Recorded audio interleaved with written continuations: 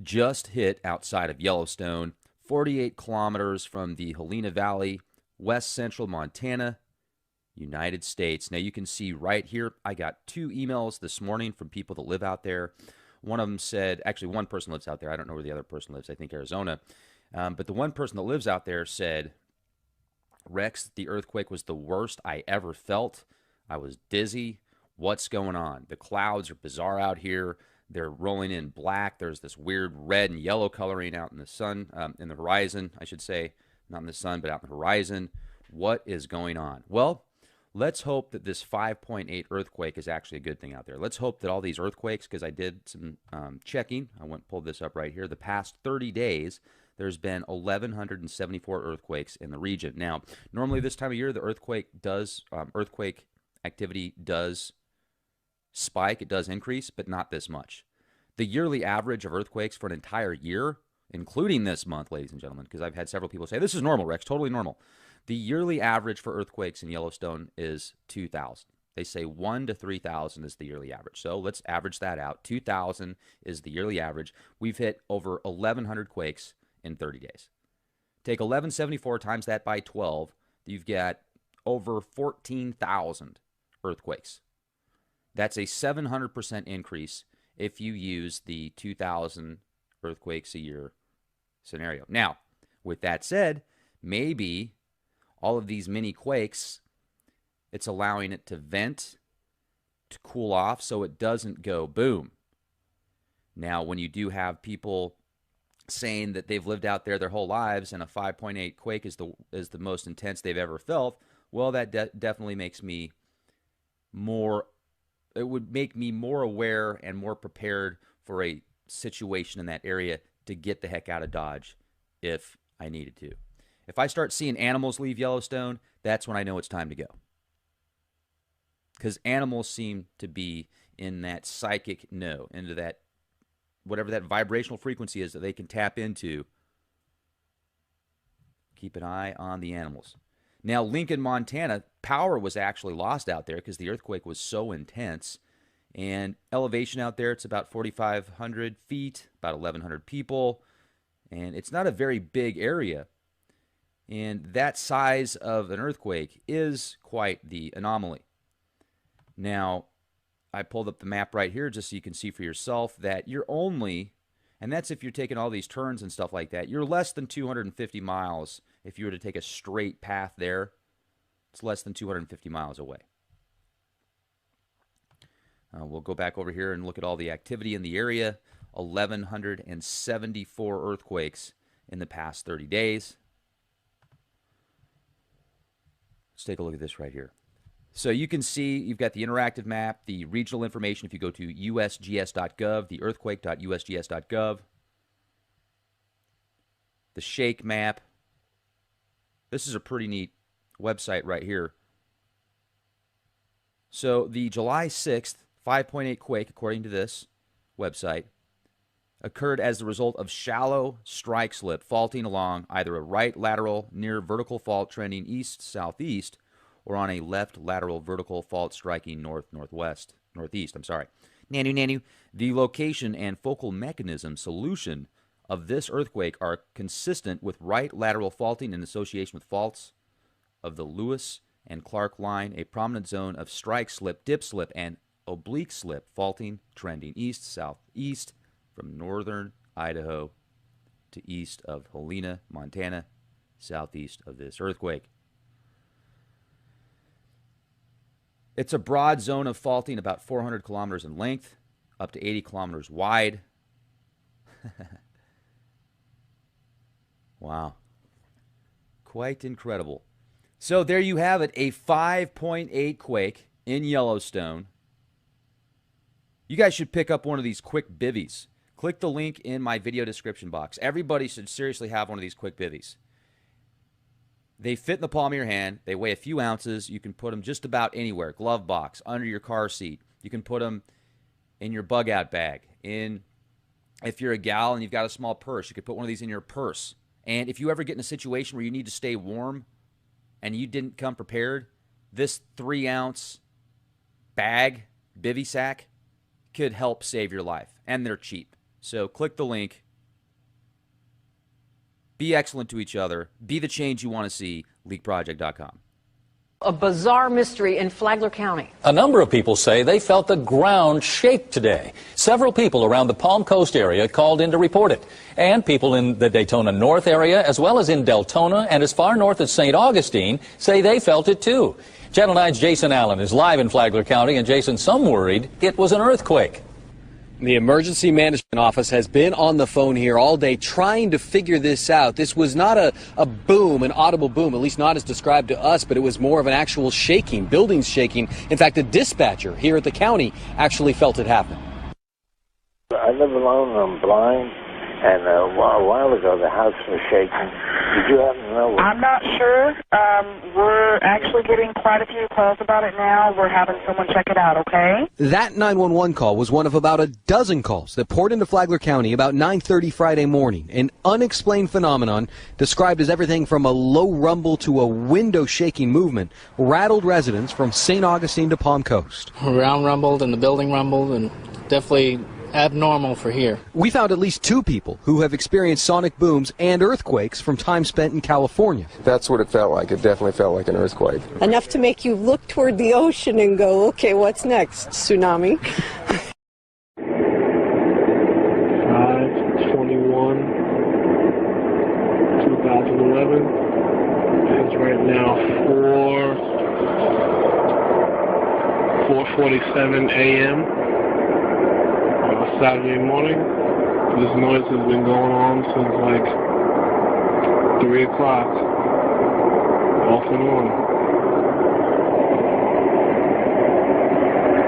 I don't know what the hell that is.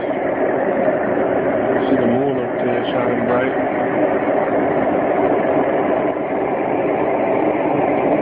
That noise.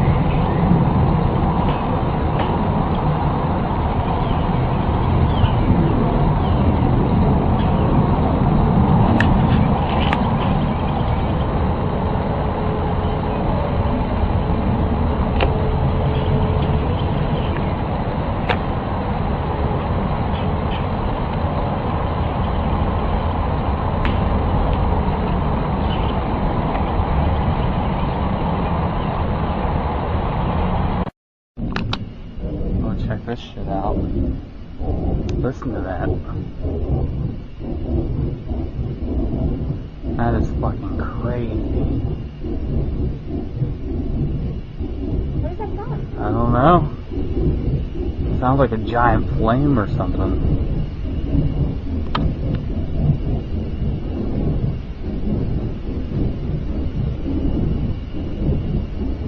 I'm gonna walk across the street.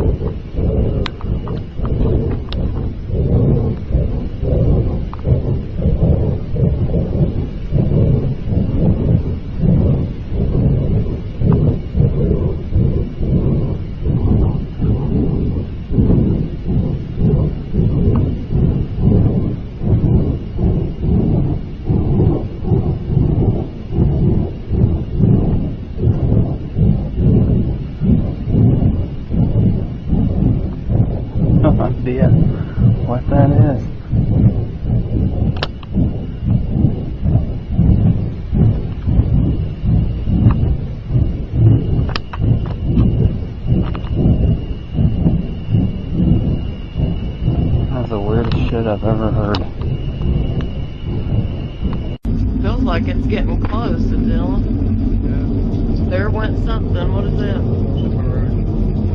That feels like it's getting very close. Where is it?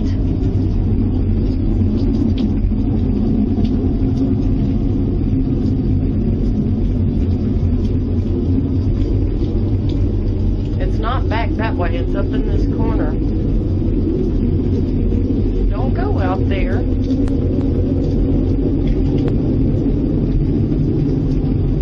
Do you see anything?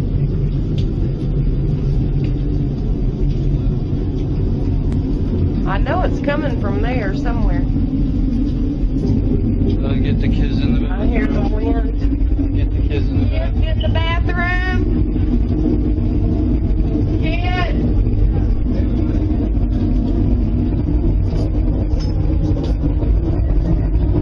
That's getting close.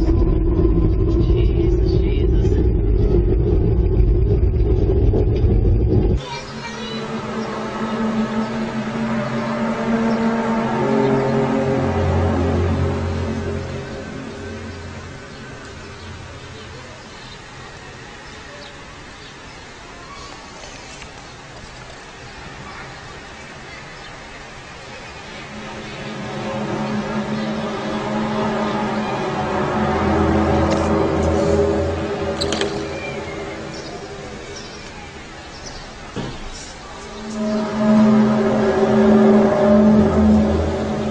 This is not good, y'all.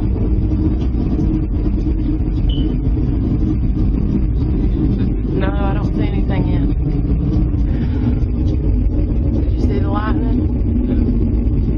Oh God, I don't feel good. Oh Lord, in the name of Jesus. Why is there nothing on the TV? Jesus.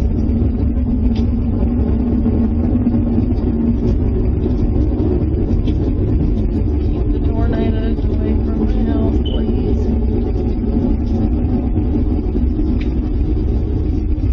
What was that? I don't know where the safest part of the house is at. It's on the ground for sure. I feel it.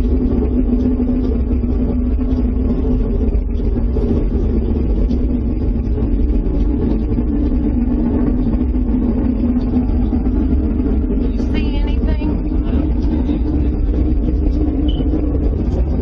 Yes, ma'am. Has there been any reports of any tornadoes out toward the airport?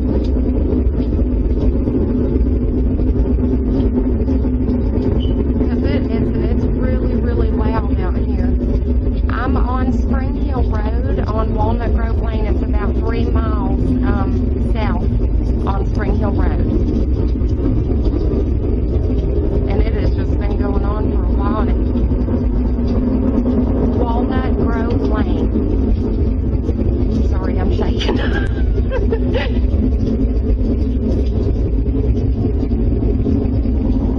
Okay, I don't. Okay. Okay, thank you so much. They have a lot of calls, but she said we don't know if it's a tornado or not. They got to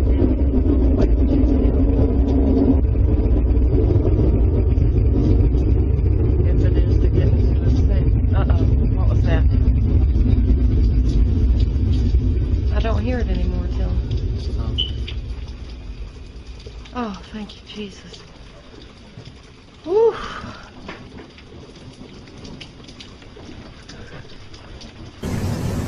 You seen what's happening over there? What's going on? There's one going up and joining it.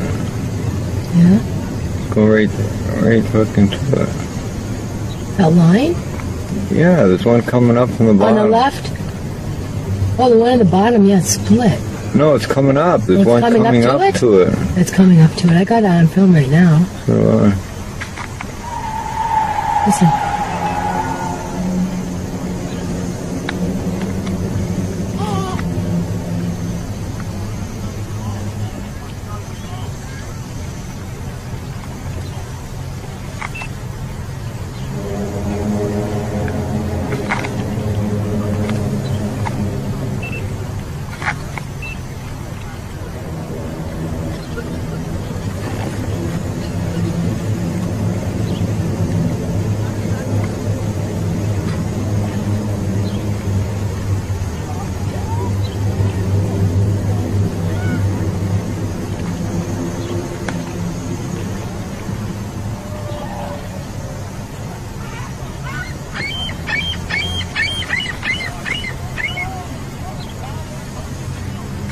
It just disappeared, Mars. What did? The trail that was making that trail went all the way up to there, and it just disappeared again. Okay, I got some hands on